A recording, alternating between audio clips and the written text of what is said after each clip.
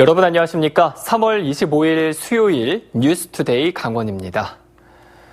강원도 재정에 큰 부담을 안겨주고 있는 알펜시아 리조트를 팔기 위해 공개 매각이 검토되고 있습니다. 올 초 강원도가 추진했던 해외 투자 유치는 사실상 무산됐는데요. 허주희 기자가 보도합니다. 강원도와 맥킨리 컨소시엄이 8천억 원대 매각 협약을 체결했다고 발표한 건 지난 1월 20일. 하지만 한 달도 안 돼 맥킨리 컨소시엄은 기자회견을 자청해 실사 예치금의 납부 유예기간 연장을 강원도에 요청했습니다. 코로나19 사태로 중국과 홍콩 기업의 업무가 마비됐다는 게 이유였습니다. 현재 코로나19의 상황이 호전되어 내부 실사 구성원이 입국이 원활해지는 즉시 실사 절차를 진행하겠습니다. 강원도는 재협상의 여지는 남아있다면서도 무기한 연장은 받아들일 수 없다며 맥킨리 컨소시엄의 투자 협약 효력이 상실됐다고 통보했습니다. 해외 투자가 무산되자 알펜시아 실소유주인 강원도개발공사는 공개 매각 절차에 들어갔습니다. 매각 공고 시기는 이르면 다음 달 말, 한국자산관리공사의 공공자산 처분 시스템 온비드를 통해 진행할 예정입니다. 강원도개발공사는 공개 매각은 국내외 매각 가능성을 넓히기 위한 절차라며 코로나19 사태로 세계 경제가 움츠러든 만큼 외자 유치를 고집할 상황은 아니라고 밝혔습니다. 문제는 거래 가격입니다. 2년 전 알펜시아 리조트 감정평가액은 1조 300억 원, 부채는 7,835억 원으로 하루 이자만 4천만 원에 이릅니다.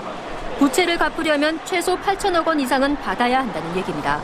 이 때문에 강원도는 공개 매각에 신중한 입장을 보이고 있습니다. 낙찰이 되지 않을 경우 저평가될 수밖에 없고 이로 인해 매각 조건도 더 불리해진다는 겁니다. 그 금액 그게 안 됐대. 이런 이제 그 어떤 낙인되면 다시 그 좋은 투자자들하고 협의하는데 강원도가 상당히 불리하게 작용을 될 수가 있죠. 유찰이 거듭될수록 가격은 낮아지고 코로나19와 같은 외부 변수도 큰 상황에서 부채가 많은 알펜시아가 얼마에 팔릴지가 관건입니다. 알펜시아 매각 추진은 이번이 처음입니다. 이번에는 성사시킬 수 있을지 새로운 전환점을 맞게 됐습니다. MBC 뉴스 허주입니다. 제21대 총선이 다가오면서 후보들은 유권자의 표심을 잡기 위한 공약들을 발표하고 있습니다. 다양한 분야의 공약들이 쏟아지고 있지만 뚜렷한 차별성이 없고 뻔한 공약들만 내놓고 있다는 지적입니다. 권기만 기자가 취재했습니다. 원주 갑을 선거구에 출마한 예비 후보들의 공약 발표가 연일 잇따르고 있습니다. 지역의 발전을 위해 다양한 분야의 정책과 아이디어를 공약으로 만들어 표심을 공략하고 있습니다. 그런데 여야 가리지 않고 비슷한 공약들이 적지 않습니다. 여주 원주 간 복선 전철에 플러스 문막역의 건설을 추진할 것입니다. 경제 활성화를 위해서 문막역을 신설토록 하겠습니다. 그래서 문막역 신설 공약은 2014년 원주시장 선거에도 나왔지만 이후 달라진 것은 없었습니다. 원주 을 선거구 송기헌 이강우 예비 후보도 혁신도시를 중심으로 청년 창업 지원 기관을 만들겠다는 비슷한 공약을 내놨습니다. 벤처기업이 혁신도시에 들어오도록 하는 것뿐 아니라 이것을 뒷받침할 수 있는 청년 벤처 창업 투자 기업을 설립하고자 합니다. 청년 창업 사관학교를 만들어가지고 청년들이 새로운 그 기업을 만들고 또 일자리를 더. 원주 MBC 시민검증단은 예비 후보들이 내놓고 있는 공약들이 과거 공약을 반복하고 있고 개발 위주 공약에 치우쳐 있다며 변화가 필요하다고 지적했습니다. 어떻게 하면 우리 주민들, 국민들의 삶의 수준을 높일 수 있을지, 그리고 이 시대에 필요한 시대 정신이 뭔지, 우리 사회의 미래와 전략을 좀 보여줄 수 있는 그런 공약이 필요한 시기가 아닌가 하는 생각이 듭니다. 유권자들이 공약을 보고 투표할 수 있는 정책 선거를 치르기 위해서는 후보자들의 보다 치열한 공약 개발 노력이 필요해 보입니다. MBC 뉴스 권기만입니다. 최근 정부가 사회적 거리 두기를 강조하면서 소비 활성화 대신 소상공인 직접 지원으로 정책 기조가 바뀌고 있습니다. 소상공인이 코로나19로 힘든 시기를 버틸 수 있도록 해주자는 건데 원주시 의회는 국세 감면을 정부에 건의했습니다. 이병선 기자입니다.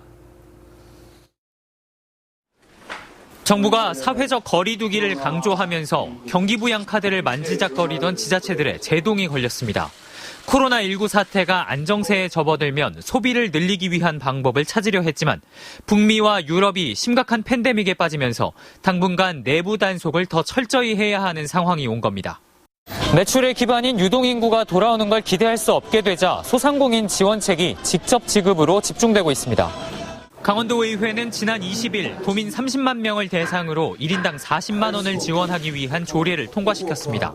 강릉시는 530억 원 규모의 생활안정 지원안을 최근 통과시켰고 원주시도 재난 기본소득을 지급하는 안을 놓고 지급 대상과 방법을 검토하고 있습니다. 코로나19가 종식되고 유동인구가 회복되는 시점까지 소상공인들이 버틸 수 있도록 궁여지책을 낸 겁니다. 원주시 의회는 정부의 소상공인들의 국세 감면을 요구했습니다. 대출은 새로운 빚만 늘리게 되고 현금 지원은 자립도가 낮은 지자체의 부담일 수밖에 없다는 겁니다. 당초 정부의 지원책보다 현실감이 있도록 부가가치세, 종합소득세, 법인세 등의 국세를 감면해 주실 것을 건의합니다.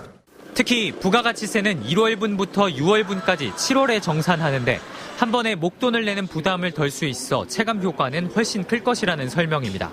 한편 정부 차원에서도 소상공인과 기업에 최대 100조 원 규모의 금융지원과 세제 혜택을 예고한 만큼 당장 한 달 뒤를 내다보기 힘든 소상공인들에게 도움이 될 수 있을지 주목됩니다. MBC 뉴스 이병선입니다. 삼척시가 코로나19 확산을 막기 위해 맹방 유채꽃 축제를 전격 취소하기로 했습니다. 하지만 꽃 구경에 나선 상춘객들의 발걸음이 이어지고 있어 주민들이 걱정하고 있습니다. 유인호 기자가 보도합니다. 삼척 맹방 해변에 유채꽃이 피어나자 평일인데도 구경 나온 사람이 제법 눈에 띕니다. 지난 주말에는 하루에 수백 명의 상춘객이 찾아왔습니다. 인근 도로변의 벚나무도 꽃망울을 터뜨릴 기세여서 이번 주말부터는 인파가 더 늘어날 가능성이 커 보입니다.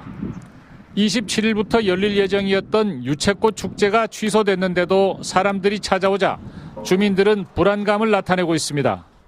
우리 마을 주민들도 70% 이상 또 노인네들이기 때문에 그래서 면역성이 약하고 그래서 그런 부분들이 걱정이 돼갖고 지금 현재는 다들 보면 좀 안 나오려고 그러죠.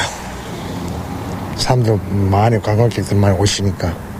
삼척시는 유채꽃밭을 갈아엎는 방안을 고려했지만 실효성이 떨어진다고 판단해 실행에 옮기지 않았다고 밝혔습니다.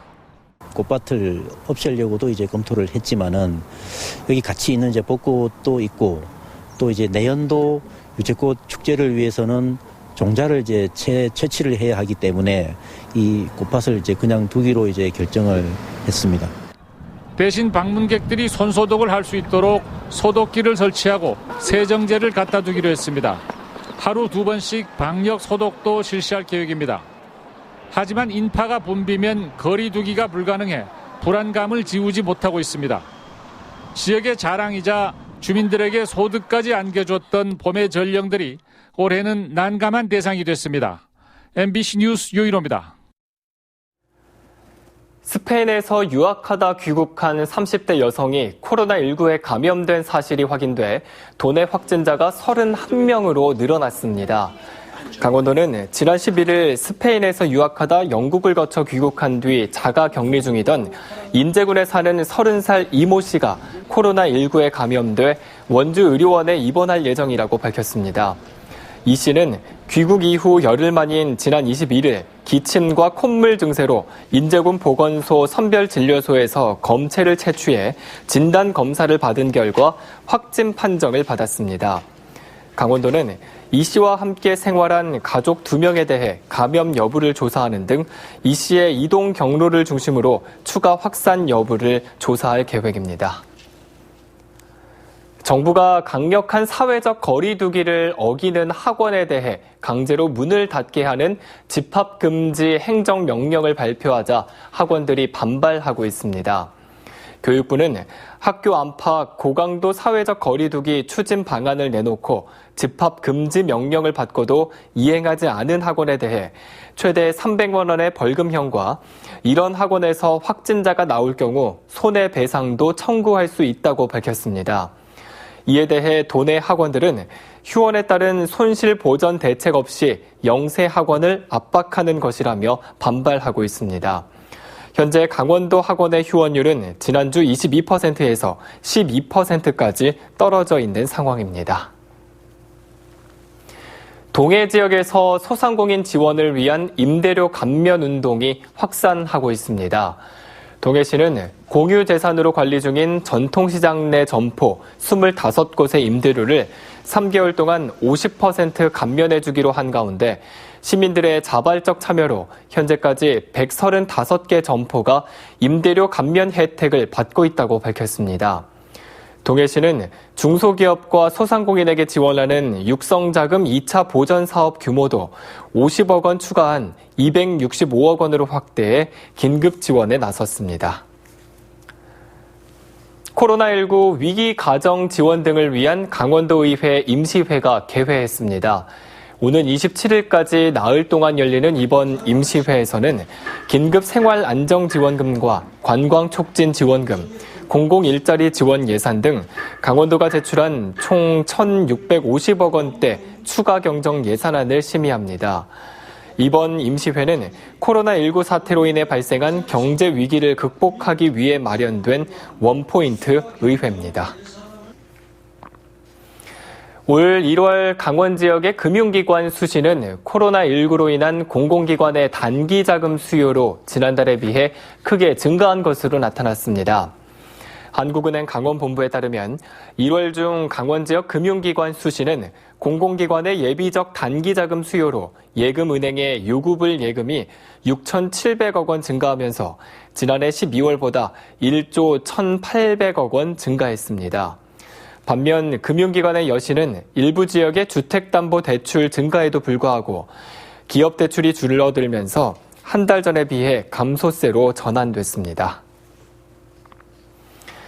오늘부터 어린이 보호구역 교통사고에 대한 처벌이 강화되는 민식이법이 시행되며 어린이 보호구역 운전에 각별한 주의가 요구되고 있습니다.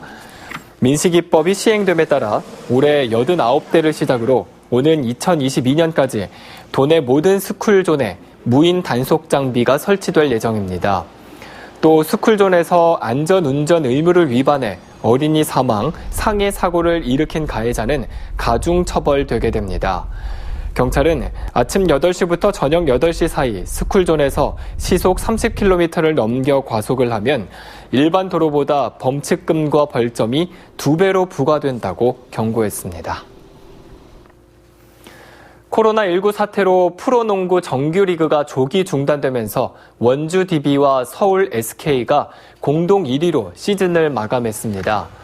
한국농구연맹 KBL은 최근 이사회를 열고 프로농구 정규리그 남은 경기와 플레이오프 일정을 모두 취소한다고 밝혔습니다. 정규리그가 중단된 지난달 기준 28승 15패를 달리던 원주 DB가 공동 우승으로 기록됐습니다. KBL은 정규리그 우승 상금 등은 각 구단의 협력업체 종사자들을 위한 지원금으로 쓰기로 했다고 밝혔습니다.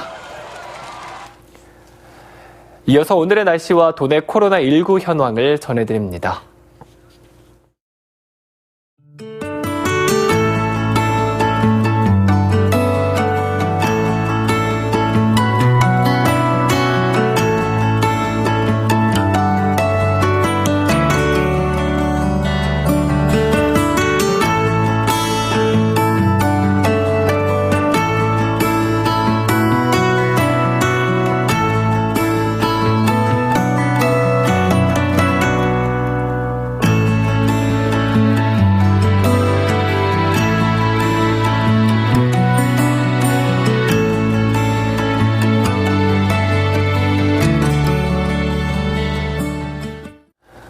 코로나19 감염증 예방에 취약한 만성질환자와 치매 환자에 대한 관리가 강화됩니다. 화천군은 코로나19 사태가 장기화됨에 따라 바이러스 감염에 취약한 만성질환자와 치매 환자 등 1,500여 명에 대한 일제 조사에 나섰습니다.